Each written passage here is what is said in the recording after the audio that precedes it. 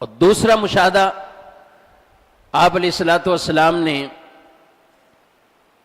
ایسے لوگوں کو دیکھا کہ جو جانوروں کو چرا رہے تھے اور پتھر کھا رہے تھے،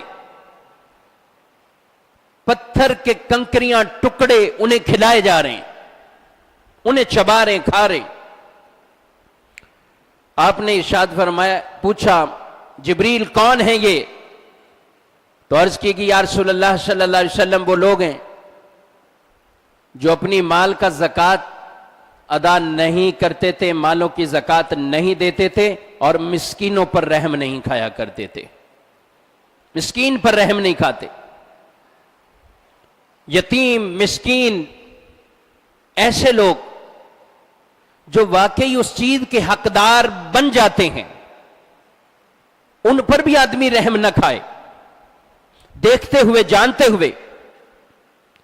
بس اوقات رشتہ داری ہے، پتہ ہے ان کا ذریعہ آمدنی، ان کے معاملات بڑے کمزور ہیں، لیکن عام طور پر ان کی طرف توجہ نہیں کی جاتی۔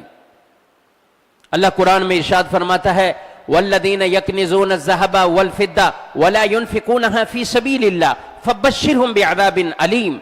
جو سونا چاندی جمع کرتے رہے، اس کی زکوٰۃ انہوں نے نہ نکالی، تو آپ انہیں دردناک عذاب کے بارے میں بتائیے، دردناک عذاب ہے یہ۔ زکوٰۃ یاد رکھیے، نفلی کاموں میں جتنا بھی خرچ کرنا ہے آپ کی مرضی ہے، کریں، اجر پائیں، لیکن زکوٰۃ کا حساب کتاب ضرور ہو، زکوٰۃ میں کمی نہ ہو، زکوٰۃ میں کوتاہی نہ ہو۔